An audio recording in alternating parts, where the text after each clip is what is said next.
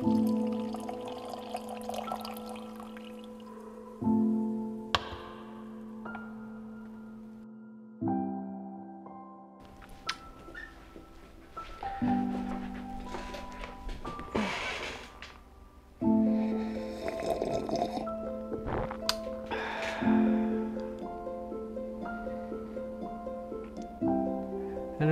subscriber masih segini-segini aja. Watch time-nya sih jauh banget buat monetisasi. Kapan bisa monetisasi ya? Rakit PC apaan sih yang lagi rame? Wah, rakit PC serba ROG yang nonton 1,5. Nah, kayaknya rakit PC ROG seru nih.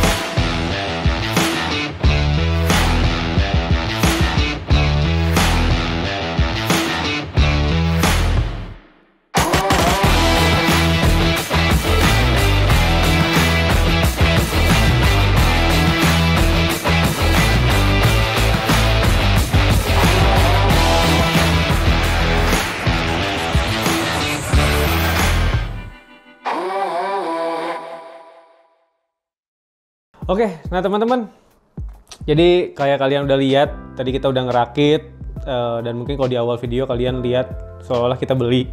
Sebenarnya kita nggak beli.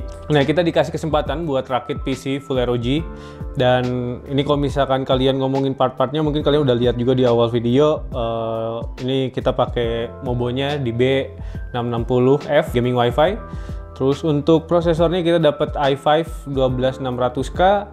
Untuk VGA-nya kita pakai AMD RX 6700 XT. Dan untuk coolingnya kita pakai Ryujin 2 360. Terus untuk RAM-nya kita pakai Corsair Dominator 32GB 5200 MHz. Dan untuk PSU-nya kita pakai ROG Strix 850W. Terus untuk aksesorisnya kita dapetin juga si ROG Hercules ya. Jadi Hercules X, cuman dibacanya mungkin saya Hercules. Mungkin yang bikin juga pasti pikirnya Hercules gitu. Kenapa Hercules? Karena dia menempang VGA yang 3 fan ini. Jadi kayak gitu ya.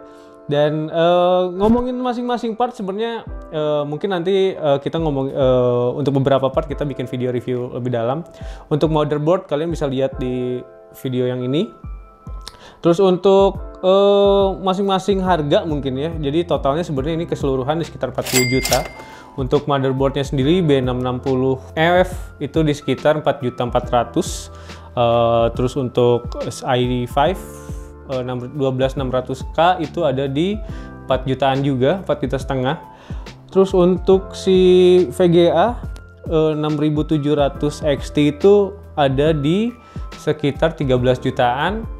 Dan untuk RAM-nya Corsair Dominator 32GB 5200 MHz itu ada di sekitar 5 jutaan.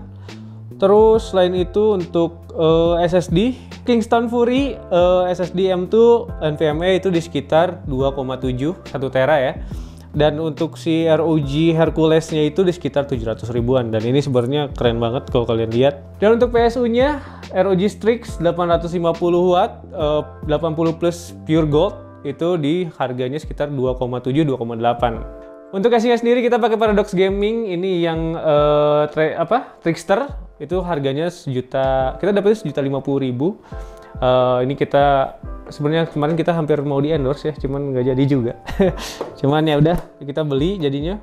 Nah ini ternyata cocok banget buat kebutuhan. Sebenarnya ini mid tower, cuman dual chamber dan dia bisa masukin 3 fan IO cooling 3 fan atau 360 dan juga VGA yang 3 fan ya. Jadi ternyata setelah kita pakai kalian bisa lihat juga, bisa nilai juga terasa penuh tapi masih ada space dan ini jadinya pas aja gitu, semua looknya kelihatan pas dan kita udah dapet 3 fan RGB. Dan ini sebenarnya kalau misalkan kalian mau pakai RGB di bawah masih bisa, cuman karena kebetulan kita dapat Hercules-nya ini jadi kita gak pakai fan di bawah gitu. Dan di atasnya kita udah pakai, oh ya untuk si Ryujin sendiri, nah kalian udah dapat fan-nya si Noctua yang industrial PPG, jadi ini udah keren banget semuanya. Kalian tinggal colok, install, dan kalian juga udah punya Wi-Fi 6 dari si motherboardnya gitu. Dan oke, kita lanjut ngomongin performance dan mungkin nanti kita benchmark untuk semua dari grafik, CPU dan lain-lain, dan kalian bisa nilai 40 juta ini worth it atau enggak. Oke teman-teman, nah jadi kita udah beres rakit PC full ROG. Semoga yang nonton banyak ya, kita udah dibikin sekreatif mungkin buat video kali ini. Dan kali ini kita mau coba tes performance-nya buat laptop, laptop. Kita mau tes performance dari PC ROG ini. Jadi sebenarnya kita udah tes beberapa game di PC ini dan yang mes kita ini dari mobonya ya, nggak tahu kenapa VRAM-nya yang kita tes itu power outputnya ke CPU bagus banget. Bahkan CPU-nya kita belum pernah ngalamin throttle sampai ke di atas 70 derajat ya selama ini. Kita bahkan main game berat yang ke CPU pun masih di rata-rata 50 derajat doang. Untuk GPU-nya pun kita bahkan cuman di sekitar 60 derajat ya, paling besar itu kita cobain main RDR 2 ya. Oke, sebelum kita lebih lanjut ngomongin ke performanya, mungkin kita nggak akan fair juga kalau nggak ngomongin RGB, karena ya kita kebetulan dapat si Ryujin juga di sini. Kalian bisa lihat videonya, ini keren banget. Jadi kalian bisa monitor hardware kalian, itu banyak juga pilihannya, ada volt, ada temperatur. Ya jadi kalian bisa setting sesuai keperluan kalian. Di sini kalian bisa setting mau di sini mau image atau mau misalkan animasi sesuai preferensi kalian, atau misalkan mau hardware monitor. Dan hardware monitornya juga banyak, kalian bisa pasang 4 info, atau misalkan ada yang triple, ada yang duo, ada yang satu. Dan menunya juga ada frekuensi, itu buat kalian ngelihat nanti berapa GPU clocknya, atau misalkan CPU frekuensinya. Terus ada voltage yang kalian gunakan buat masing-masing partnya, CPU atau misalkan GPU. Terus temperatur, terus fan speed, dan juga I/O infonya, kayak misalkan berapa temperatur dari I/O cooling kalian, atau bahkan berapa RPM I/O cooling kalian gitu ya. Dan selain itu juga mungkin buat semua pengguna Asus gitu ya, yang biasa udah pakai peripheral Asus juga udah kenal yang namanya Armoury Crate. Itu kalian bisa setting semua RGB di sini. Jadi ada yang namanya Aura Sync. Di sini Aura Sync kalian bisa sync semua RGB-nya. Bahkan di sini kayak kita kan sebenarnya pakai Corsair Dominator ya. Nah, untuk Corsair Dominator itu kalian juga bisa setting. Pertama kalian perlu install plugin dari si iQ-nya, dan nanti kita bisa nge-sync ke si Aura Sync ini. Dan ini kita bisa setting. Ini kita pakai mode rainbow, dan kita bisa pakai starry light. Ada banyak preset yang bisa kalian gunain gitu. Ada static, ada breathe, ya semua lah. Dan sebenarnya si ROG sendiri atau misalkan Aura Creator sendiri, kalian bisa bikin Aura Creator yang dimana kalian bisa bikin RGB sesuai keinginan kalian. Itu lumayan mudah dipakai lah interface-nya. Jadi itu kalian bisa gunain.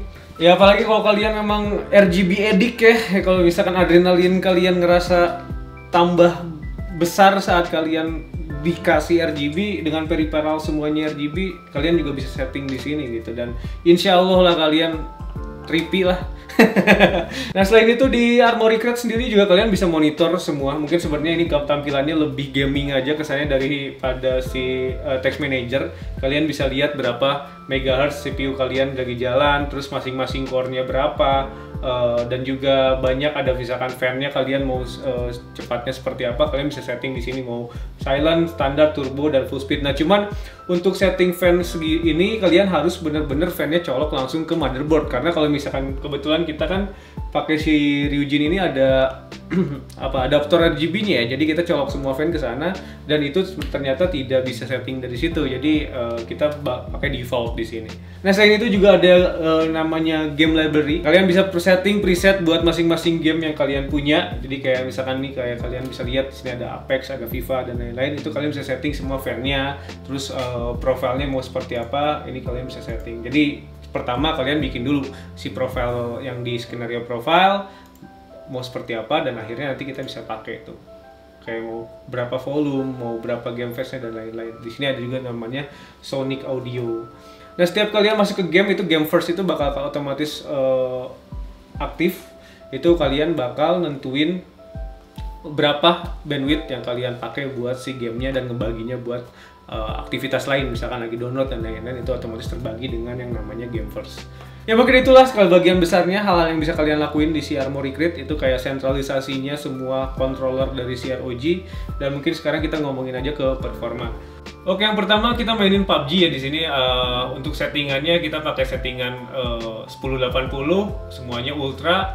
Dan ya kalau kontrol dan lain-lain kita setting. Cuman motion blur kita matiin, VSync juga kita matiin, dan itu aja, semuanya sisanya ultra.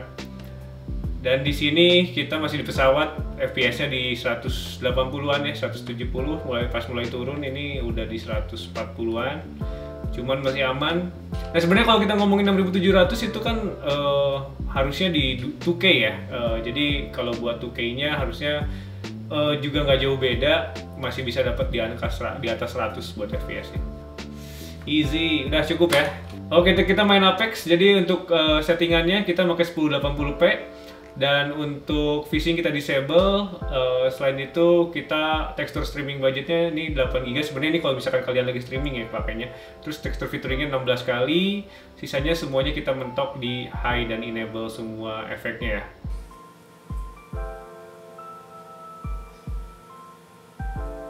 Ini spot favorit orang-orang, para streamer nih. Banyak betul. anjing ya. Aing maki sih mainnya si Gilbert anjing. Ya kalau misalkan kita lihat ini masih stabil di 144 ya, dan gue yakin nggak akan pernah turun dari 144 sih untuk settingan kayak gini di 1080.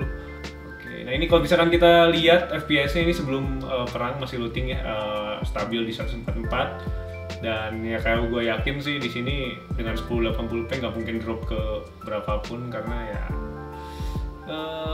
Apex ringan lah buat game kompetitif gitu dengan spek kayak gini di 6700 itu kan seharusnya kayak yang gue bilang ini sebenarnya buat 2K ya mainnya, jangan di 1080 karena monitor gue cuma di 1080.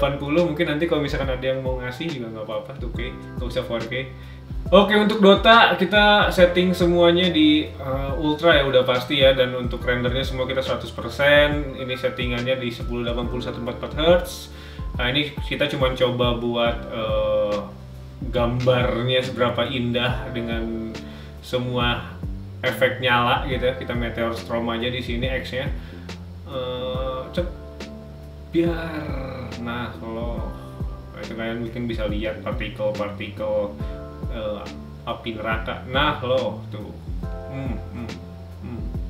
Nah, itu sampai tadi sekian banyak itu kita drop sampai ke 140-an FPS ya. Cuman misalnya normal. Jadi ini main apa? Overkill atau main WTF ini masih aman ya, nggak akan mungkin nge-crash.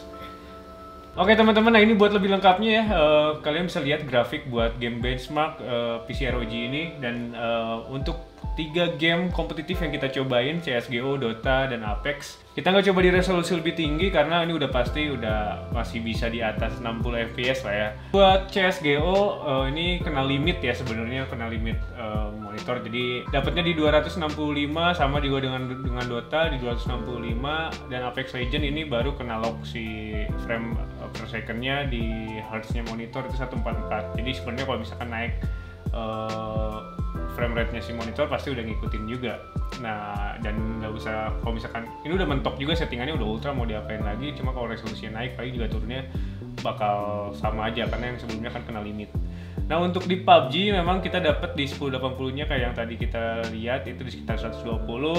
Terus untuk di 2K-nya kita dapat 111, dan ini drop parah di settingan ultra di 4K jadinya cuma di 66 fps, tapi ya masih di atas 60 masih aman lah ya. Terus Forza Horizon kita dapat di 160 fps, untuk di 2K-nya nggak terlalu jauh, masih di 131 fps, dan di 4K-nya juga masih 89 fps. Ini masih aman di atas 60 fps ya. Terus GTA juga 1080 ke 2K-nya nggak terlalu beda, cuman ngedrop 4 fps aja, dan di 4K-nya memang yang kerasa. Ini settingannya max semua ya, bahkan advance grafiknya juga kita nyalain. Terus untuk Cyberpunk yang kerasa banget jauh, dari 1080-nya kita dapat 180 fps, di 2K-nya kita dapat 65 fps, di 4K-nya 24 fps, dan ini kita nggak pakai ray tracing karena nggak support ya.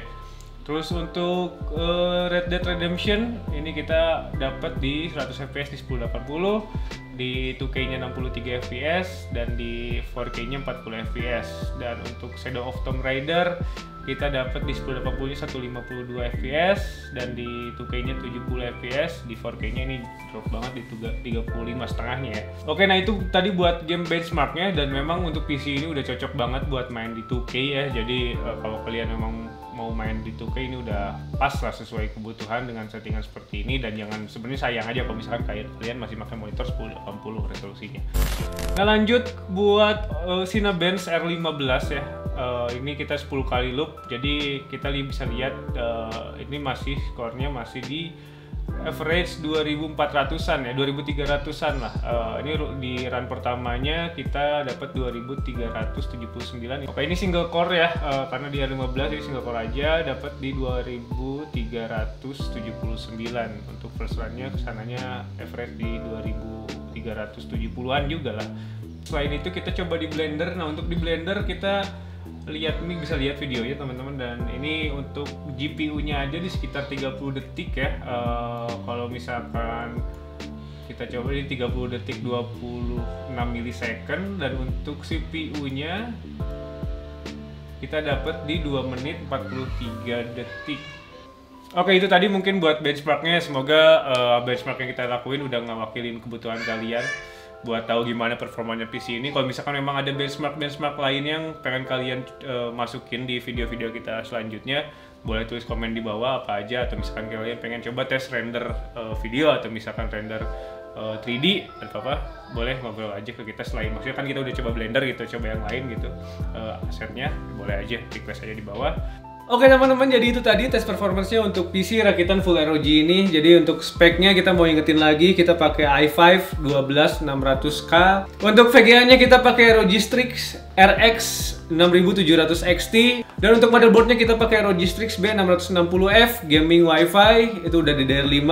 Dan untuk RAM-nya kita pakai Corsair Dominator 32GB 16x2 di kecepatannya 5200 MHz. Dan untuk power supply-nya sendiri kita pakai ROG Strix 850W yang udah 80 plus pure gold. Dan untuk aksesorisnya sendiri kita pakai ROG Hercules buat penyangga VGA-nya. Dan untuk IO cooling-nya kita pakai si Ryujin 2 360.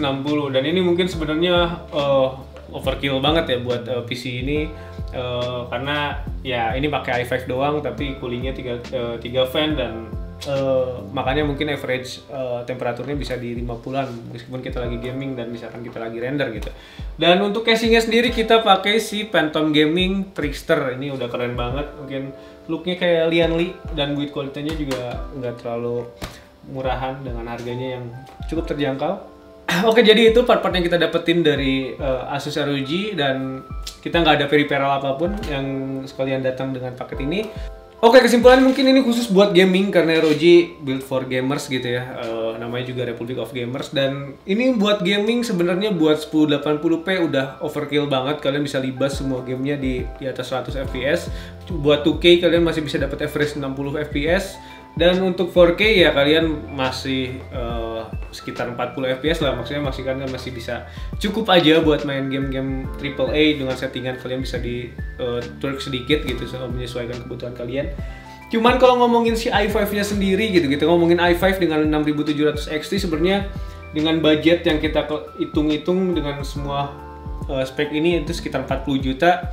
Ya pasti overpriced ya, karena ada banyak part yang sebenarnya kalian juga bisa saving. Kita ngomongin 6700 XT, mungkin kalian bisa juga ngambil Asus yang series lainnya gitu. Nah untuk mobilnya sendiri itu kan harganya di 4,3 ya untuk DDR5. Kalau misalkan kalian mau pangkas mungkin beberapa hal ya di sini kalian bisa pangkas di IO cooling ya. Kalian nggak perlu pakai Ryujin 360 karena untuk si IO coolingnya sendiri itu harganya udah 4 jutaan.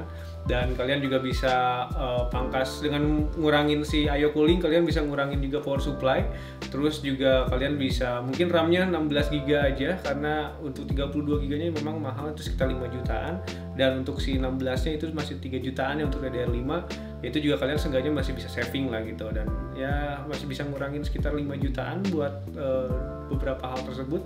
RAM-nya sendiri kalau misalkan kalian pakai 16GB gitu satu channel, yang dimana itu pas di pasaran masih adanya cuma satu channel, dan kalian juga nggak usah worry karena satu channelnya di DDR5 itu konfigurasinya udah dual channel, jadi nggak usah khawatir kalau misalkan performanya nggak akan sestabil dua channel di DDR4 gitu ya. Pasti tetap bisa compete di kayak ya, bahkan speednya tetap lebih kencang dibanding DDR4 gitu. Terus ya mungkin aksesoris ini juga kalian bisa nggak perlu ini karena ini harganya 700.000 sendiri. Dan casingnya juga kalau misalkan mau pakai yang 600 ribuan gitu masih banyak juga opsinya. Itu aja, makasih udah nonton. Jangan lupa follow sosial media kita. Dan di Instagram ada afterlife.tech. Di sana kita akan bagi info tiap bulannya ada game-game terbaru, ada hardware yang keluar terbaru di bulan tersebut, dan juga nanti kita bahas tentang sejarah-sejarahnya sebuah part atau misalkan sebuah brand itu sendiri. Dan makasih udah nonton. Bye bye.